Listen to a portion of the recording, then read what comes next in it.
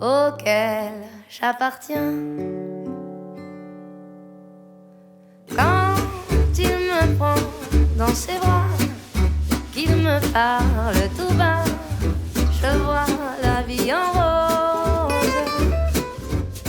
Il me dit... Hola, ¿qué tal? ¿Cómo les va? Muy, pero muy buenas noches. Bienvenidos a esto que es Centro a la Olla, donde el único y verdadero protagonista siempre, pero siempre es nuestro invitado, señor Román Iglesias Brique. ¿Cómo le va? ¿Cómo anda? Edu Avellanazar, muy bien. La cortina musical la eligió usted, por eso le voy a dar el crédito. Bueno, lo que pasa es que tenemos un invitado que es especial por un montón de situaciones y me remite siempre a Francia, con la elegancia que tiene. Y a Francia porque, claro, fue el último encuentro que tuvimos profesional de tipo cobertura en un evento muy importante, pero...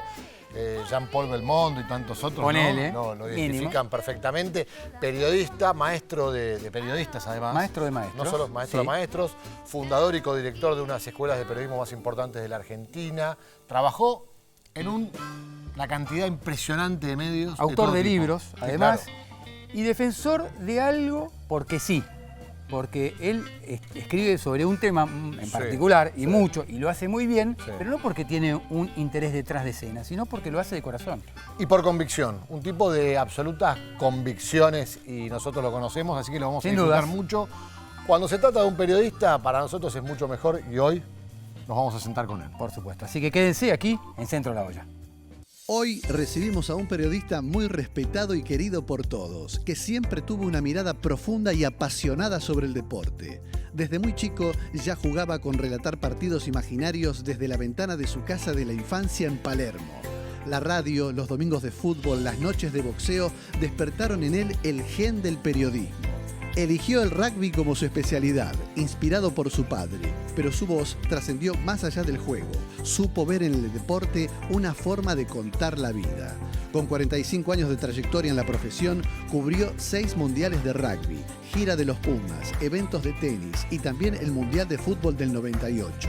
Fue redactor, editor, comentarista, bloguero, autor de libros y una referencia ineludible para generaciones de periodistas. Hoy, tras la despedida de sus columnas en el diario La Nación, sigue dejando huella como director de Deportea con la misma pasión por la vida y el oficio de siempre. Nos honra tenerlo acá. Con ustedes, nuestro invitado de hoy, Jorge Búzico. Jorge, querido, bienvenido. Jorge, bienvenido. Qué presentación. Te digo una cosa, alguien diría... generosa. Nos quedamos cortos. Nos Se quedamos quedó cortos. No. La historia tuya es muy, muy rica, muy interesante en el periodismo. Sigue siéndolo. Ahí se decía de Jorge Búzico, sus columnas en La Nación, pero te seguimos leyendo en redes sociales, en el Nuevo Mundo, ¿no? En todos lados. Bueno, ¿cómo estás? Bienvenido. Bien, muchas gracias por invitarme. Aprovecho para felicitarlos porque sé del camino largo que han hecho hasta llegar acá y que lo seguirán haciendo. Así que es un placer estar y estoy bien. Estoy trabajando mucho, estoy con un libro que me está llevando mucho trabajo, pero es muy lindo, que vendría a ser una especie de cerrar el círculo de tantos años como periodista y siguiendo el rugby. Es un libro que va a abarcar el siglo XXI del rugby argentino y que está previsto que salga a fin de año, así que estoy ahí con la soga al cuello en cuanto al tiempo, pero muy entretenido y revisando todo lo que pasó, que mucho lo vivimos juntos, ¿no? Porque son todos estos mundiales. Arranco en el 99, porque... ¿Por qué ahí y no en el 87? Te preguntaría a alguien, que es el arranque, si querés, de mundiales. Claro, porque el 99 es el primer mundial que los Pumas pasan la primera ronda. Bien. Y es donde se produce lo primero que se llamó como Puma Manía. No sé si recuerdan, pero cuando en el año 2000, cuando termina el 99, los Pumas fueron a cuanto programa de televisión había. En ese momento era el furor de Tinelli, Susana Jiménez, iban a todos los programas, a todos los noticieros, y ya en el 2000 empiezan a protagonizar publicidades. La que hacen Agustín Pichot con Gonzalo Quesada, con el auto. La Colgaste Gonza. La Colgaste Gonza. Y empieza además un proceso de intento de ingresar a alguna competencia, frustrada durante mucho tiempo, y además empieza la gran emigración de jugadores al exterior. Hasta el Mundial del 99 había solamente 6 jugadores que jugaban en el exterior, o sea, 6 jugadores profesionales, los otros 24 jugaban de modo amateur en la Argentina. Sí. Y cuando llegó el próximo Mundial, en el 2003, ya la cuenta era unos 18 que jugaban en el exterior y menos jugando en la Argentina. Entonces me pareció que el 99 engloba un montón de cosas. Con respecto a lo que vos decís, yo también me voy un poco más atrás y voy al 95, que es cuando se declara la era abierta en el rugby. Como todos saben, el rugby fue quizá el último deporte, podemos decir masivo, no sé si el rugby es un deporte masivo, pero sí un deporte de equipo que lo sigue mucha gente. Que llena estadios aparte. Que llena estadios, sí. Muy anglosajón, o sea que muy difícil de salir de ese ámbito. Y declara la era abierta en el año 95, después del Mundial famoso de Sudáfrica, donde quizá está la foto más icónica que tiene el rugby, que es Mandela entregándole la copa a un jugador blanco, ¿no? Claro. Y que originó un libro, el libro de John Carlin, El factor humano, y más tarde originó la película Invictus, que cuando ya llegó, o sea, el rugby fue la primera vez que llegó a Hollywood, por decirlo de alguna manera, ¿no? Antes del Mundial de Fútbol de Sudáfrica, fue como muy... Exactamente. Estaba muy cerca, con lo cual ayudó al país también. Y esto de un país, un equipo, un país, o sea, hubo un montón de consignas ahí que después se repitieron en otros deportes y en otros mundiales. Así que, bueno, a partir del 99 empiezo el relato. Tiene un punto obviamente central que es el Mundial del 2007, sí, donde Argentina gana el 3er puesto, y a partir de ahí se abre la posibilidad de que los Pumas tengan una competencia regular, que es lo que tienen, que es el Rugby Championship, y además empieza la era Pichot, ¿no? Claro. Donde Agustín empieza a ser dirigente. Fuera de la cancha, digamos. Claro, exactamente. En realidad la era Pichot arranca en el 2003 cuando se queda como capitán, claro, por un hecho desafortunado como fue la lesión de Lisandro Arbizu. Y bueno, antes del Mundial. Antes del Mundial. De Australia. 2 semanas antes del Mundial. Sí. Un partido en Tucumán, en una jugada solo, se rompe los ligamentos y se queda fuera del Mundial. Agustín era el subcapitán, claro, queda como capitán. Tienen un primer paso en falso en el Mundial de Australia y después llega lo que hasta hoy es la mejor actuación de un seleccionado argentino en un Mundial de rugby. Así que estoy en eso, te lo hice muy largo, pero estoy en eso. Y está buenísimo que expliques este último trabajo que estás cocinando. Yo te quiero llevar a los inicios tuyos, no solo en el periodismo, sino en el rugby. ¿Por qué el rugby? ¿Por qué sos un referente del rugby hoy en día? ¿Qué te llevó a...? No sé si soy un referente. Yo empecé a escribir, mira, yo siempre digo que acá tenés que tener un poco de audacia y de suerte, ¿no? Mi papá jugaba al rugby, me llevaba a ver a los Pumas cuando yo era chico, primero a la sede de Jorge Newbery de gimnasia, después nuestro gran programa era ir a la cancha de Ferro, a ver toda la serie, veíamos el partido contra el campeón, que generalmente era el SIC, después contra el seleccionado de Buenos Aires y los 2 test matches. En el colegio jugábamos al rugby y yo empiezo a trabajar en una agencia de noticias que existe todavía, que se llama Noticias Argentinas, NA. Y al poco tiempo, por un conocido de mi papá, llego a la revista Goles, sí, de la editorial Abril, italiana. Una revista muy prestigiosa en ese momento. Muy prestigiosa en ese momento, que ya había sido largamente superada por el gráfico, ¿no? El gráfico vendía... Claro, prácticamente el triple de lo que vendía Goles, pero en una época estuvieron mano a mano. Sí, sí, sí.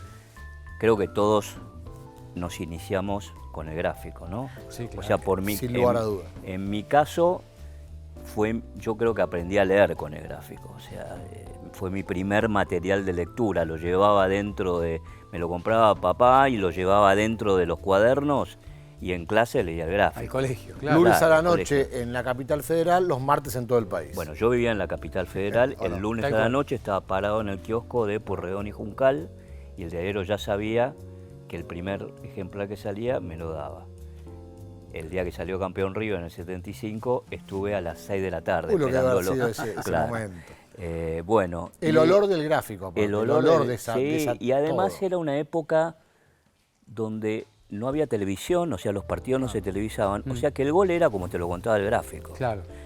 ¿Te acordás que había los dibujitos que hacía Juvenal, Pascuato? Sí. Y el gol era como te lo decía el gráfico y el partido era como te lo había contado el gráfico. Y las fotos que eran muy buenas. Las fotos y las firmas, periodistas extraordinarios con los que yo después con algunos tuve la suerte de trabajar. Bueno, te lo hago corta. El que se encargaba del rugby en la revista Goles era Gustavo Méndez Grierson, un gran periodista, un gran hombre de rugby del Club Alumni, muy buena persona además, que se enferma. Y el fin de semana jugaban Casi Sic, en el Casi. Y en la redacción yo era nadie sabía ni quién era, yo estaba ahí dando vueltas y alguien pregunta, ¿quién sabe de rugby? Y yo levanto la mano, yo sé. Bueno, andaste a cubrir Casi Sic, así que así arranqué. Mirá qué buen debut. Un partidito. Sí, en la época que Casi Sic eran River Boca, o sea, era el clásico del rugby argentino, no de San Isidro. ¿Estamos hablando de década del 70? Estamos hablando años 79. Claro, bueno, el SIC venía de una gran época aparte en los 70. ¿no? Sí, el SIC, entre el SIC y el Casi se vieron todos los campeonatos de la década del 70. Exacto, los dos estaban muy bien. Los dos tenían muy bien, y además todos los jugadores de Casi Sic jugaban en los Pumas. En los Pumas, automáticamente. Era Porta más lo de Casi Sic. Claro. Y bueno, fui a cubrir ese partido, volví a la redacción, más o menos, y así, bajo el ala luego de Gustavo Méndez Grierson, Gustavo volvió, me tomó como su ahijado y me empezó a llevar a la cancha, a ver los partidos de los Pumas, a ser de notero. Inmediatamente después vine a Australia a jugar en el 79 en la cancha de Ferro. Sí. Fui a cubrir esos partidos, de paso también los cubría para la agencia de noticias argentinas y me fui metiendo. En un determinado momento no hice más rugby y empecé a hacer tenis. Diario Clarín, a ver, contamos esa etapa. Un poquito antes, Diario La Razón. La Razón antes, a ver, ¿cómo es? ¿Cómo vas al tenis? Al tenis voy también, de cara dura. Un día había entrado en el diario La Razón de Timerman. Ajá. Uno de mis maestros fue Jorge Azcárate, que era el director de la revista Goles. Y Jorge se va como jefe de redacción al diario La Razón. Okay. Vivía enfrente de mi casa. Un día me lleva a casa y me dice, che, ¿qué hay importante para que cubra? Yo había ido como jefe de deportes. ¿Qué hay importante? No, bueno, recién empezaba Gaby Sabatini, tenía 14 años Gabriela. Digo, hay un torneo en Miami, en el Orange Bowl, donde Sabatini, si lo gana, la van a consagrar campeona del mundo, juvenil. Y me dice, ¿y es importante? Y sí, si querés, bueno, andá, me dijo. Y fui. Claro. Y fui. Me tocó pasar la Navidad porque era a fin de año, con Gabriela, con Moro, con Gonzalo Bonadeo, que estaba en ese momento, con Luis Vinker. Y bueno, y me quedé. Me hice amigo ahí un poco de los jugadores, de los Pérez Roldán, de Davín. Amigo no. De hacerle nota, empecé y me gustó. Si algo tiene el tenis es buenos viajes también, ¿no? Sí. Lugares siempre lindos. Y el rugby también. El rugby ni hablar. Pero el tenis es permanente. Sí, el rugby bueno, y empecé a cubrir torneos, cubrí mucho torneo local. En ese momento estaba Torneos y Competencias, que tenía los derechos del tenis. Entonces me convocaron para... Yo transmitía desde estudios centrales, no sé si en la tele se dice así, desde estudios, en off, y Salatino en los torneos. Okay. Y así estuvimos varios años. Y después empecé yo a viajar como cronista de diario, siempre por la gráfica, nunca me tocó por la parte audiovisual, porque tampoco yo era... No me gustaba cómo salía, a mí siempre me gustó mucho más el trabajo de cronista, por decirlo de alguna manera. Sos un hombre de redacción absoluta, pero mirá la facha que tiene. No, tremendo. Qué desperdicio, viejo. Bueno, y hubo muchos tiempos en tele, tuviste de todo. Tuve mucho tiempo. Me tocó transmitir un partido de rugby de Tucumán con Sudáfrica. ¿Ese partido? ¿Año? y fue la primera vez que salieron los Springboks de gira después del apartheid, 93. 93. Este partido es en Tucumán contra el seleccionado de Tucumán, seleccionado bravos si los hay. Sí, ¿no? sí, sí. Siempre, bravísimo. Digamos. Bravísimo. Y además ir a Tucumán, no sé ahora, porque hace mucho que no voy, en esa época era vivir el rugby como en ningún lado se vivía, ni siquiera en Buenos Aires. Era realmente el acontecimiento. La selección de Tucumán de rugby, la naranja, Claro. Sí. era pasión para los tucumanos, llenaban todos los estadios. Ese partido creo que se jugó en el Estadio Atlético Sí, Tucumán. Atlético Tucumán. Repleto, con toda la gente. Era como si hubiera llegado la selección de fútbol, con Messi. Claro. O sea, y bravísimo.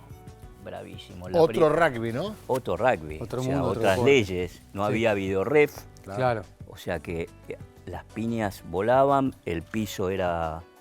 Todo lo que había en el piso era pasto, se pisaba a quien estuviera.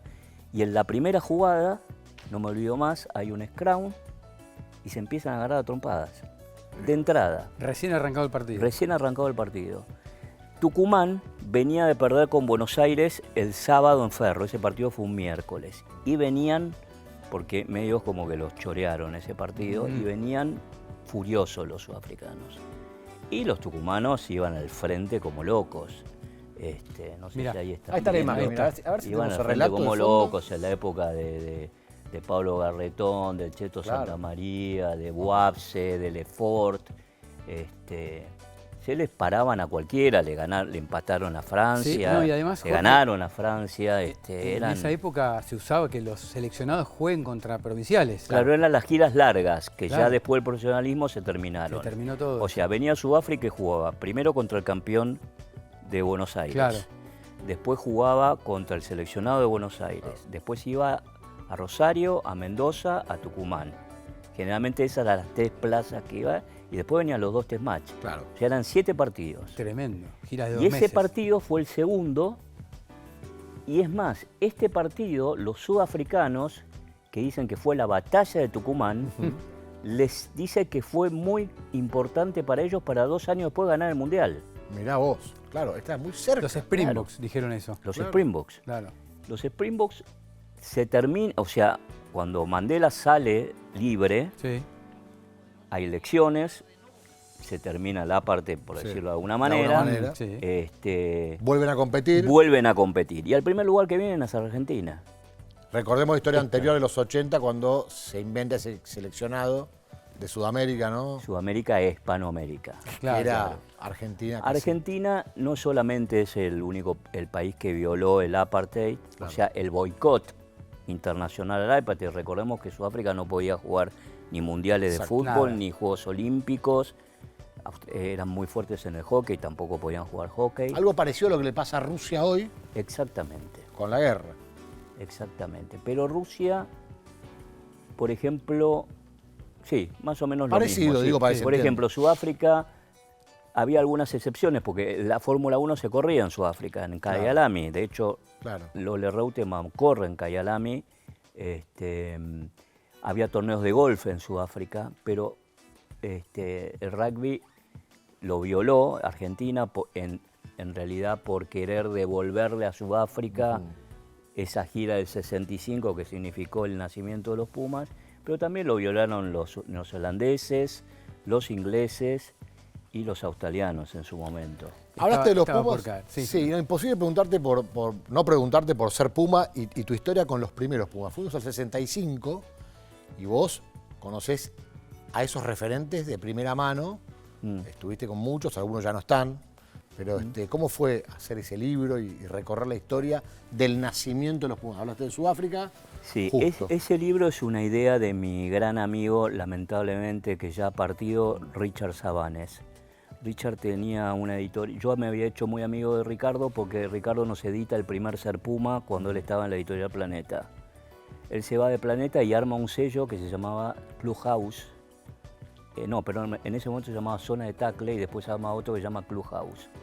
Y entonces un día me dice, che, ahora se cumplen 50 años, o sea, un año antes, ¿no? 50 años de la gira de los Pumas, podríamos hacer un libro. Y yo le dije, mira, está bueno porque hay muchos que están vivos, la gran mayoría en ese momento, pero hay que buscar mucho material porque no hay.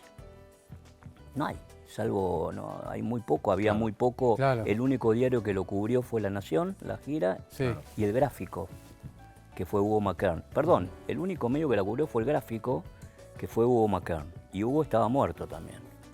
Pero bueno, estaban sus crónicas. Claro. Y bueno, logré entrevistar a todos los que quedaban. Me entendieron todos, son muy buena gente, todos felices de que se pudiera hacer un libro con la historia de ellos. Y investigamos mucho. Ricardo consiguió mucho material que vino de Sudáfrica. Y bueno, yo me metí en los archivos y en las memorias de la UAR, que son una reliquia, porque a partir de las memorias de la UAR reconstruí la historia del rugby argentino. Claro. Están todas publicadas, pero del 2003 para adelante ya no. Cuando empieza La Plata, ya las memorias y balances no están. No aparecieron más las memorias. No están. Están guardadas. No están. Y bueno, pero en el 65 sí, eran muy ricas porque estaba, imagínate, una época, recién en el 95 se aprobó el profesionalismo, imagínate lo que era el 65. Cuando llegaron les dieron una medalla y la UAR se prohibió que la recibieran. Que la recibieran, increíble. Increíble. Le daban un reloj y le prohibieron que le den el reloj. Le pasó a Dengra. Y muy increíble porque hicieron un viaje que duró como 3 días, con 200 conexiones. Claro, ir a Sudáfrica en ese momento era muy difícil y era la primera vez que un seleccionado cruzaba el Océano Atlántico y que además estaba tantos días fuera del país. Y bueno, hablé mucho en ese momento, Papucci todavía vivía, Papucci Guastela, Camardón también. Contaron cómo armaron el equipo. Ellos armaron el equipo más pensando en la convivencia que en lo deportivo, ¿no? Mirá. Ellos sabían que iban a tener casi 2 meses de un plantel donde la mayoría de los jugadores se conocían pero no eran amigos, claro, y que iban a tener que convivir en un lugar muy lejos de segregación racial, donde no podían salir fácilmente a la calle. Y bueno, y eligieron más que nada por la parte humana. Así que no sé si fueron todos los mejores jugadores. Es curioso este dato. Sí, pero sí fue un grupo que se hizo tan amigo que al día de hoy se siguen juntando todos los años para almorzar en la fecha del partido con los Juniors Springboks. Mirá vos. El primer líder de la mesa fue Aitor Otaño, que era el capitán. De Pucará, después Aitor se murió, quedó Pochola, que era el subcapitán. Pochola Silva, pero el líder, por eso le decían el líder, fue el Flaco Ilía, Guillermo Ilía, que era el gran organizador de todo. O sea, vos lo llamabas a los Pumas del 65 para que vengan acá y lo llamabas al Flaco Ilía y el Flaco Ilía los traía. Mirá. Claro. Fue el que mantuvo vivo todo esa camaradería, que después fue un ejemplo para los Pumas que siguieron, ¿no? Porque hoy vos ves, ahora a través de las redes sociales, que los Pumas del 99 se siguen juntando, que los del 2007 se siguen juntando, pese a que por ahí algunos viven afuera o demás, pero se juntan y creo que todo eso nace de esa mística que establecieron los Pumas del 65. Y fue muy divertido hacer el libro. Muy divertido, mucho trabajo me llevó también. Lo seguimos recomendando porque el libro no se extinguió. O sea, no, estaba en la Feria del Libro. Claro, no, al contrario. Jorge, te quería preguntar, justamente que nombrás el ejemplo que toman los Pumas de hoy en día, de lo que fue justamente el nacimiento, ¿no?, del seleccionado argentino de rugby, digo, en su apodo, pero también en su impronta internacional. ¿Cómo ves el rugby de los Pumas hoy en día, la impronta que tiene justamente, cómo se va desarrollando? Recordamos, la última experiencia internacional fue en 2024, donde jugaron contra Sudáfrica, Australia y Nueva Zelanda, y les fue muy bien. Exacto. Bueno, si nos agarramos de eso, fue la primera vez que le ganaron a los 3, claro, ¿no? El año pasado. En el mismo año, el mismo torneo. En el mismo año, es la primera vez que le ganan a los 3, jugando un muy buen rugby, porque le podrían haber ganado con un penal en el último minuto, esos partidos, pero le ganaron bien, jugando bien. Y yo creo que, por ahí digo un disparate, ¿no? Pero si no hay nada raro en este tiempo que resta hasta el Mundial de Australia, que es en el 26, ¿no es cierto? Sí, 27. 27, perdón, 27. 23 fue el último Mundial, en el 27. Si no sucede nada raro, si no se rompe ninguno de los jugadores que son indispensables hoy, como Magia, por ejemplo, yo creo que los Pumas en el próximo Mundial pueden dar un golpe como el de dieron en el 2007. Porque tienen equipo, tienen un muy buen entrenador para mí, que es Felipe Contepomi, y tienen ya es un plantel que ya tiene un Mundial encima, y además todo el recambio que viene es muy bueno. Claro. O sea, vos ves que hay pibes, como este chico Elías, que ahora juega en el Stade Toulousain, entra y le da el pase a Crevi para que Crevi haga el try en Nueva Zelanda. La aparición de Oviedo, bueno, aparecieron un montón de chicos. Un montón de jugadores y creo que hay algunas cosas clave. Apareció un 10, hay que ver porque no sé si hay otro 10, y apareció un 8 como Oviedo. Entonces cuando vos tenés ahí la columna vertebral, Montoya en un gran nivel, hay otros que vienen atrás de Montoya también. El problema me parece sigue estando en las primeras líneas, que no salen buenos pilares, o pilares por lo menos de nivel... Que fue una marca registrada de los Pumas toda la vida. El Scrum. El Scrum. ¿No? Porque Gallo es un buen pilar, es un tractor, pero no sé si es tan sólido en el Scrum. Claro. De hecho, en el último Mundial hubo que llamar a Gómez Codela, un jugador de mucha experiencia ya. De mucha experiencia y de una edad ya avanzada. No llega Gómez Codela al próximo Mundial. Recordemos, para el que no tiene ni idea de rugby, que nos ven desde la todo base Marambio hasta el techo de Jujuy, el rugby se juega con 15, 8 son forward, que son los delanteros, y vos nombrabas la primera línea, que son los famosos gordos, son los pilares que son fundamentales. Claro, que ya no son más gordos. No, bueno. Y no son petizos tampoco. Y tampoco son petizos. Son gigantes. Son altos también. Pero creo que Argentina tiene un plus que es lo que traen de los clubes. O sea, yo creo que el gran éxito del rugby argentino son los clubes. Argentina tiene una cultura. El otro día lo escuchaba hablar a Quesada. ¿Gonzalo? A Gonzalo Quesada. Ahora entrenador de Italia. Claro. De gran momento. Héroe del Mundial 99. Héroe, goleador del Mundial 99 y a fin de ese año Olimpia de Oro. También, claro. Agregamos finalista también con Jaguares, aquella final en Christchurch. Exacto, y campeón en Francia con el staff francés como entrenador. Sí, no, tremendo. Un capo. Le preguntaban cómo era el tema de clubes en Italia. Y él decía que él estaba intentando llevar este modelo argentino, que es muy difícil, a que de alguna manera Italia lo tenga. Y decía, porque lo que hay en Argentina no hay en ningún lugar del mundo. No es que no hay en Italia, no hay en ningún lugar del mundo, ni en Inglaterra, ni en Francia, ni en Nueva Zelanda, ni en Australia, ni en Sudáfrica, en ningún lado. Esa savia que traen los jugadores cuando llegan arriba es un plus muy fuerte que tiene, ese sentido de pertenencia.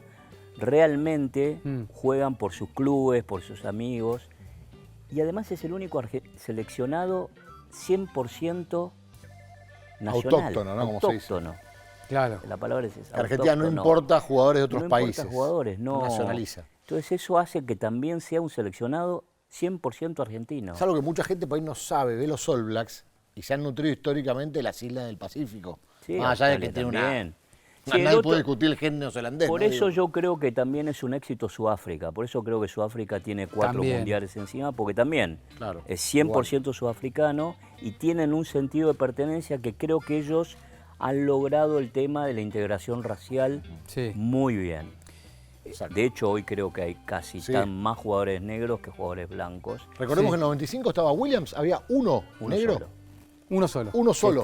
En el plantel, increíble. Y en el equipo que sale campeón en el 2007, que le gana a Argentina en la semifinal. Con Brian Habana, que era figura. Los Winners. Claro. Después, los dos Winners. Y ahí para acá cambió todo. Es una problemática que tiene el fútbol también, de importar talentos, comprar talentos. Argentina no, nunca jamás. Pero Argentina empezó a incorporar a los Garnacho, a los Paz, que son hijos de... Porque lo piden. Claro. Ni siquiera es que lo van a buscar, pero sí, es cierto. Piden, por eso sí. Los Pumas no, porque no tienen ese tema. Esos chicos nacen en sus clubes acá. Nacen en sus clubes y me parece que eso es... O sea, cuando te preguntan cuál es el éxito del rugby argentino, el otro día hablaba con un amigo mío que sabe mucho de rugby, un periodista, y entonces le dije, necesito hablar con vos porque estoy haciendo un libro basado en el éxito del rugby argentino en este siglo.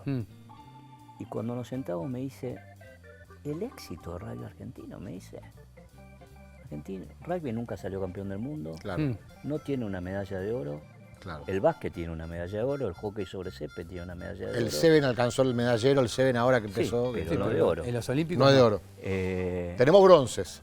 Entonces, bueno, hablábamos de esto, entonces dice, sí, por ahí el éxito es que de la nada y jugando contra países que son mucho más poderosos, han alcanzado han llegado a 3 semifinales en los últimos 5 mundiales. Sí. ¿No? Claro. Exacto. Que no cualquiera llega. De hecho, Irlanda, que es una de las naciones más fuertes y que más plata tiene, no pasó nunca a los cuartos de final. Tal vez el mejor equipo del mundial pasado. Claro, que sí. Decíamos que tiene mala suerte el mejor con el fixture, ¿no? Es increíble verlo. Y Argentina tuvo mucha suerte con el fixture. Mucha suerte. Esta vez. Esta vez. Y en el 2015 también. Perdón, tengo que preguntarte, ¿qué lugar le das en todo esto que venimos hablando? Nos gusta la ensalada, nosotros típica, esto es una mesa de periodistas, ¿no? Está el maestro ahí sentado. Aprendiendo, siempre estamos aprendiendo. ¿Qué lugar le das en toda esta historia? Viene tu libro, así que es del siglo XXI, ni hablar, o mejor dicho, las últimas 2 décadas y pico, a Pichot, Agustín Pichot. Clave.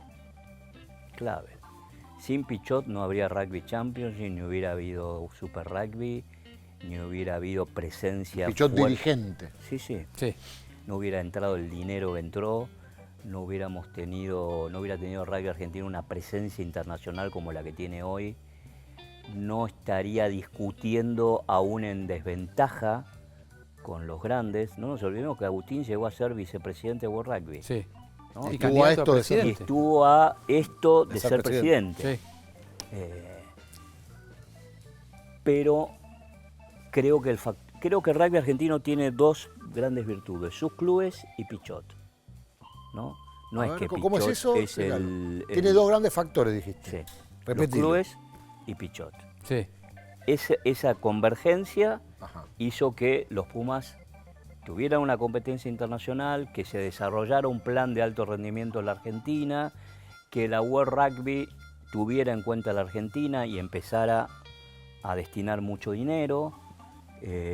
Agustín consiguió entrar al Super Rugby. Te lo dicen los argentinos, los dirigentes de la UAR de ese momento y los dirigentes extranjeros. Si no estaba Pichot, al Rugby Championship no se entraba. Hay una parte que yo estoy tratando de contar lo más fielmente posible. Esto lo cierra en el 2011, ¿no? Durante Nueva Zelanda. En el 2008. Cuando entran Pampas a jugar, los Pampas entran a jugar a Vodacom. Claro, los Pampas van a jugar a Vodacom, pero la Sansar en ese momento eran los 3 del Tri Nations, Australia, Sudáfrica y Nueva Zelanda. Sí. Primero le habían dicho a la UAR que había que tener un torneo internacional acá. La UAR en ese momento, con Porfirio Carrera, dijo acá es imposible un torneo internacional, un torneo profesional, no se puede hacer, no hay plata, no hay cultura de tener rugby profesional interno. Vamos a desarrollar un plan para tratar de llegar. Ahí es donde entran los Pampas que van a jugar a la Vodacom. Pero después está entrar al Rugby Championship y los países del sur le pedían a la UAR que tenían que estar libres los mejores jugadores, claro, que en ese momento estaban en poder de los clubes franceses. Los mejores Pumas jugaban en Europa. Los mejores Pumas jugaban en Europa y no estaban liberados porque el Rugby Championship se jugaba en una fecha donde Argentina no estaba, Argentina tenía libre junio y noviembre, claro, no agosto y septiembre. Sí. la famosa regla 9. Ahí apoya mucho a la Argentina Bernard Lapasset, que era el presidente de la World Rugby. Lo llaman a Porfirio Carreras un día y le dicen, se quedaron afuera. Todo lo que presentaron muy lindo, pero... Y Agustín Pichot le dice a Carreras, dame una chance que me voy a la próxima reunión de la SANSAR en Sydney. Y se va a Sydney. Y los convence. 2008 estamos hablando. 2008. Se tomó un avión y se fue para allá. Se fue un avión y los convence. Les lleva un PowerPoint que lo hizo en 2 semanas. Fue casi con las medias puestas porque él estaba jugando en Racing de París, se acababa de dejar. Retirado, claro. Estaba terminando de jugar. Pero ya no jugaba. Ya retirado. Ya retirado. Y los convence, como es Pichot. Un tipo con mucho carisma, con mucha inteligencia, muy de lo que quiere, va al frente como loco y los convence. ¿Y cómo los convence? Lleva una carta que le firman todos los clubes franceses de que si hay algún jugador lesionado, la UAR se hace cargo. Qué raro eso, ¿no? Obviamente. ¿Cómo te haces cargo? Obviamente no había un peso para hacerse cargo. Del médico. Un paquete de curitas le daban. Y en el medio, después de eso, logran, con el apoyo de Lapasset, modificar la regla 9 y le abren esa ventana para que los Pumas puedan jugar. Claro. Siempre está, y ahí ustedes estaban, y fueron presentes, siempre está la leyenda de que Argentina entra por el try de González Amorosino contra Escocia. Que se decía que estaban ahí definiendo el contrato.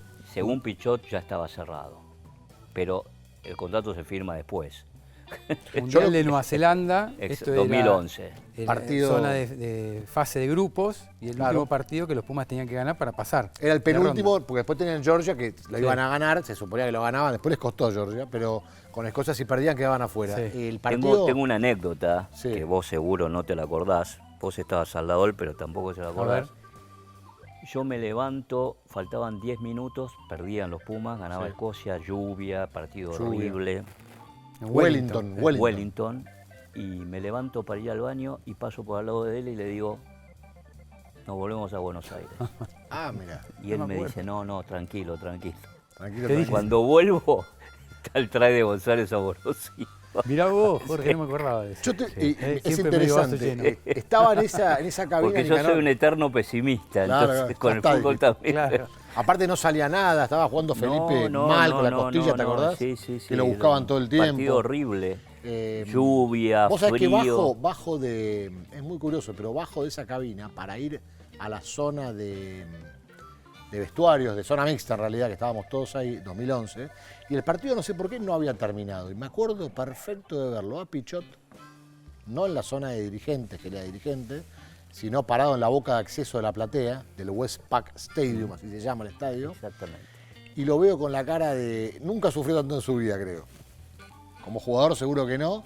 Claro, Argentina definía pasar a otra etapa, pero estaba todo esto atrás. Claro, porque si bien estaba firmado, si Argentina quedaba eliminada en primera ronda contra Escocia, que no era un gran equipo, y encima era un equipo de Europa, claro.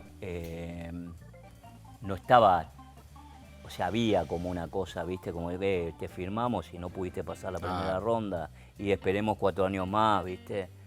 Nunca sabés cómo van a reaccionar esos países que tienen todo tan armado y que son tan estructurados. No nos olvidemos que son los 3 reyes del rugby, ¿no? Totalmente. Pero hablando de maestros, Román. Sí, claro. Por hablando de maestros, ¿qué? Porque la producción tiene una sorpresa para vos, Jorge. A ver. Soy Ezequiel Fernández Murs, periodista. Con Jorge Búzico nos conocemos desde los 8 años, creo. Ya jugando fútbol, visitándonos. Iba yo mucho más a la casa de él. Vivíamos cerca, por Palermo. Y íbamos juntos a la escuela, jugábamos juntos al fútbol. Y resultó que la vida nos hizo periodistas, decidimos los dos. Y resultó que trabajamos juntos en varias redacciones. Resultó que yo fui jefe de él y que él fue jefe mío también.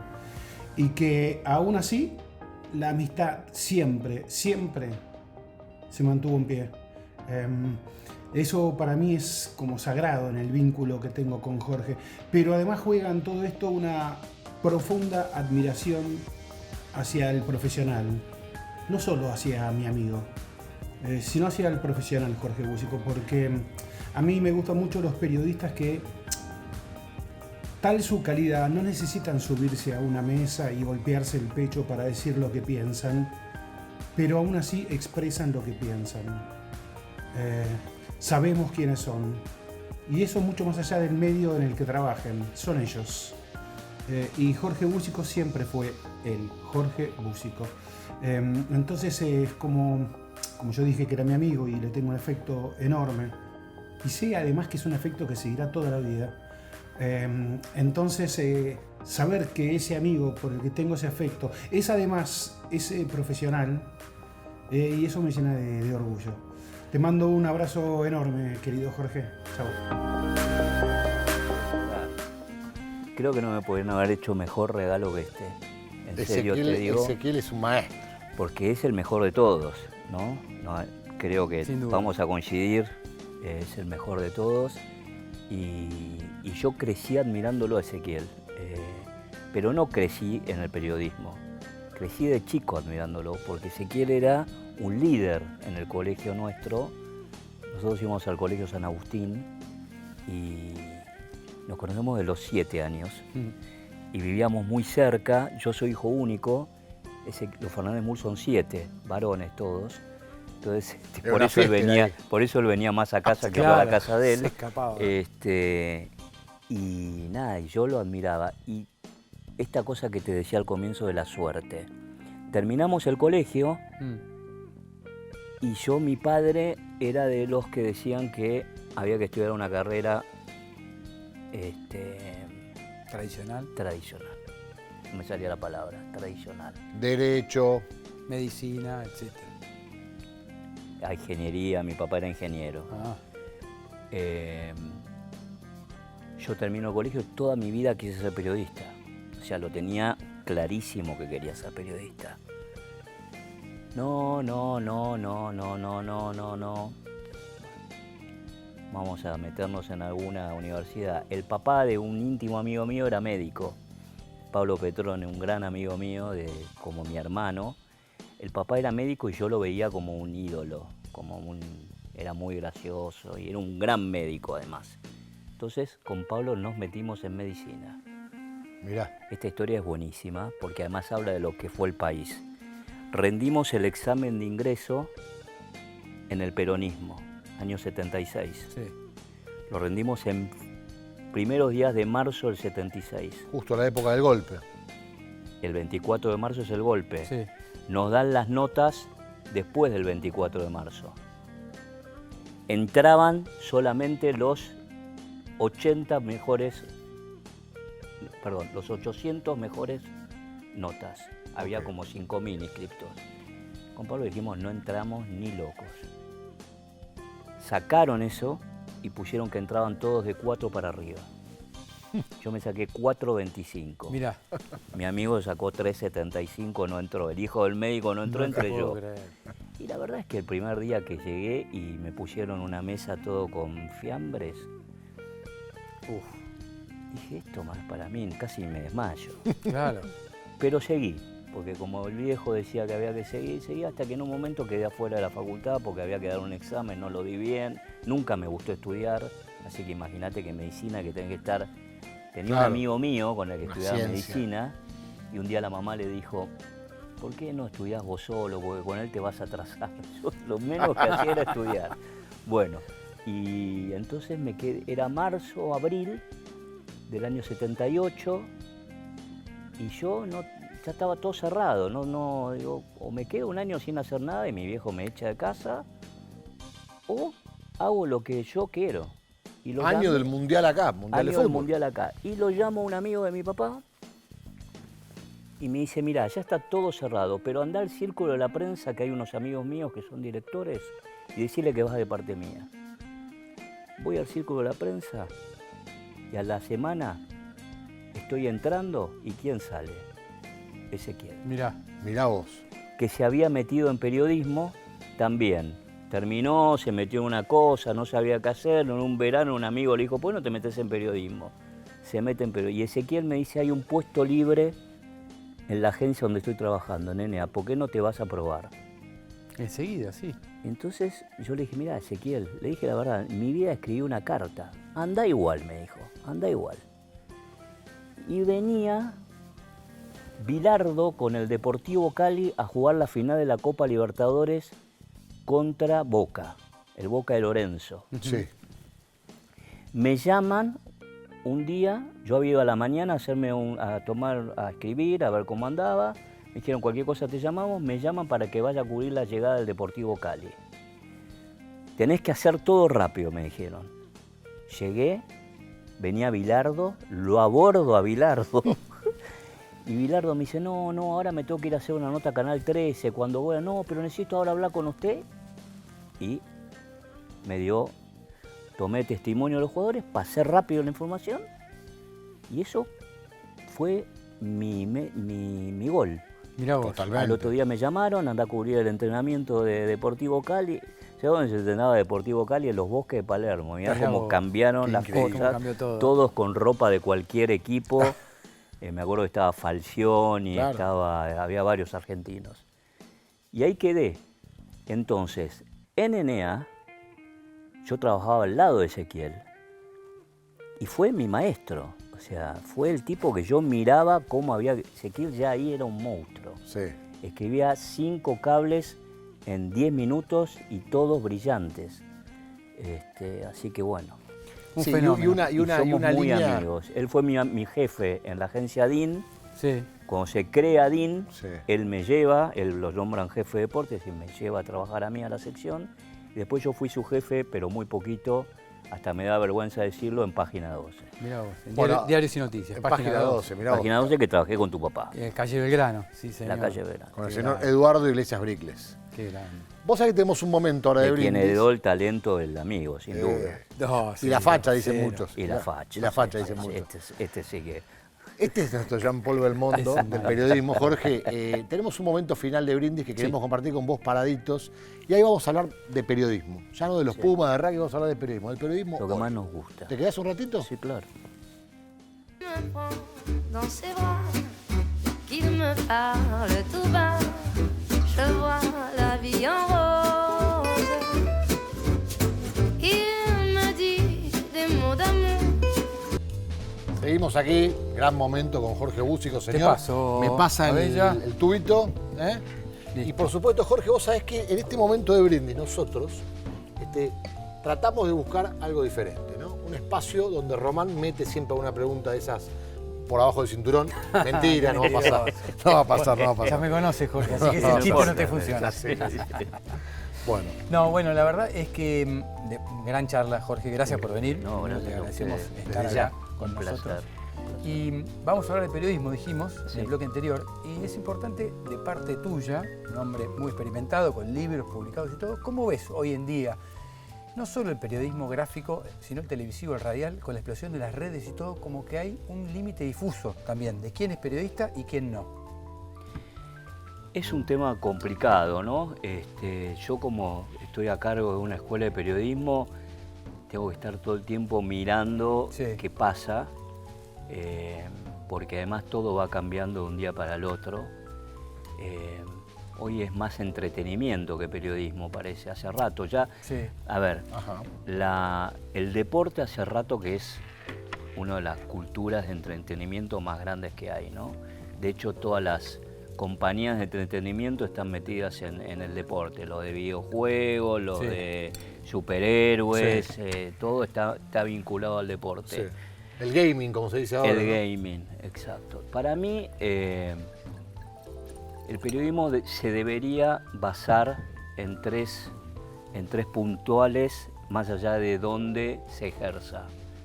La gráfica últimamente está muy venida menos, los diarios venden cada vez menos, las redacciones ya no eran lo que eran antes, son muy chicas y todo ha pasado por lo audiovisual, por decirlo de alguna manera.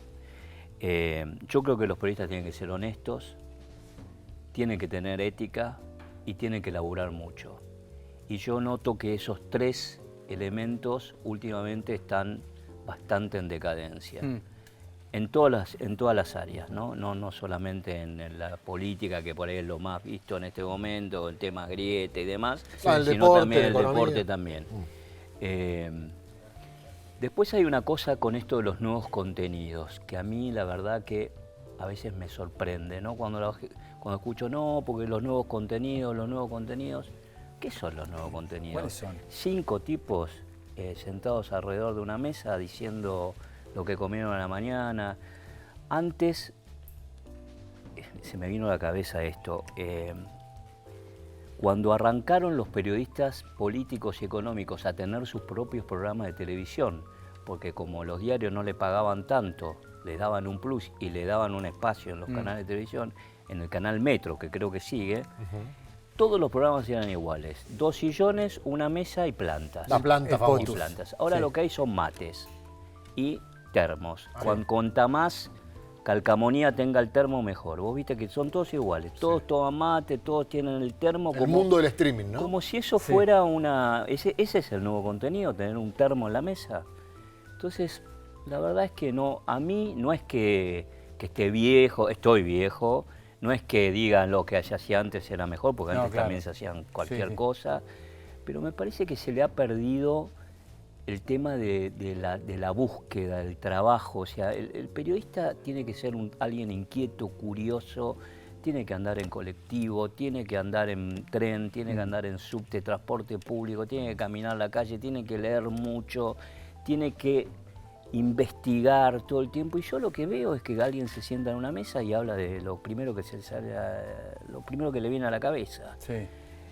Entonces no me gusta, la verdad que no me gusta, no hay nada que me atraiga, pero al mismo tiempo hay proyectos muy buenos.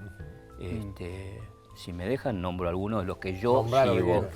Yo sigo el medio Cenital, que me parece que es un muy buen medio, donde les están encontrando la vuelta con esto de sus programas en YouTube y sus podcasts. Tiene muy buenas notas, muy buenos contenidos que por ahí yo, por ejemplo, nunca le había dado importancia al tema del urbanismo. Bueno, leyendo notas de urbanismo me desasno de un montón de cosas que pasan, que tienen una explicación que yo hasta ahí no sabía por qué eran, ¿no? Por cómo están hechas las calles, cómo están hechos los barrios, cómo se reparten los espacios verdes, bueno, y así 1000 cosas. Creo que Internet limitó mucho y la inteligencia artificial va a limitar todavía muchísimo más. Porque te mantiene dentro de tus gustos. Y hay toda una... Y el teléfono. Claro. ¿No? Y el teléfono. El teléfono creo que es letal para el periodista. Letal. Si bien para muchas cosas es bueno, para otro es... vos le decís a alguien, andá a ver el choque que hubo en la esquina, y pone Twitter a ver, o X, busca el video, a ver el videíto, y sí, fue así el choque, no, flaco, andá. Hemos perdido esto de la cercanía. Totalmente. Con la noticia. Con la noticia, ir al lugar del hecho. Sí.